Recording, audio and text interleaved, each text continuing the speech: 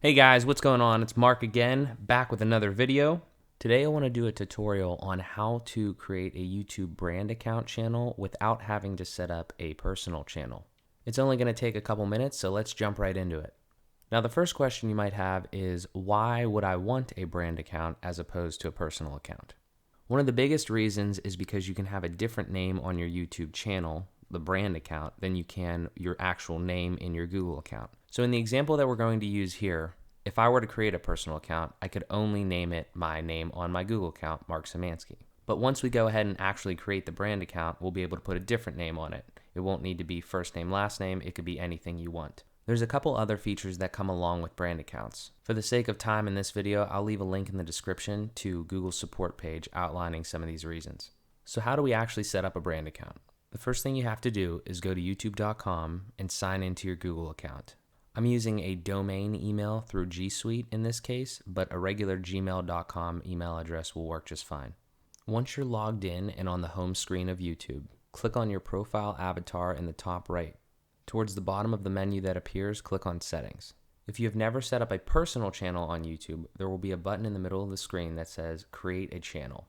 This is actually the entire reason I'm making this tutorial because, in my opinion, this is a little misleading. I would like this button to say something like create a personal or a brand account channel, but nevertheless, go ahead and click on the button that says create a channel. You should then see a screen that looks like this. You'll see the profile picture associated with your Google account as well as the first and last name associated with that account.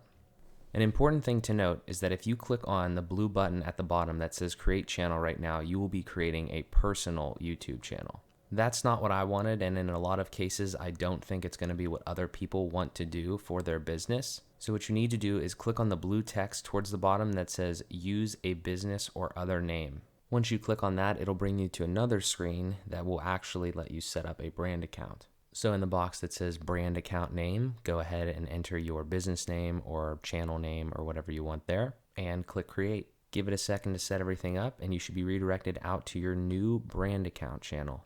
So now you can go ahead and customize this channel however you want with channel art, profile picture, etc. We're just about finished with this tutorial, but I want to show you one more important thing so you don't get confused later on down the line with what we just did. By creating the brand account, we effectively made another account in YouTube. To show you what I mean, click on your profile picture at the top right of YouTube and then click on settings again in the menu. This page should look slightly different now that we have a channel created. If we scroll down to the middle of the page again, there should be a link that says add or manage your channels. Go ahead and click that. This screen shows you the two accounts that you now have.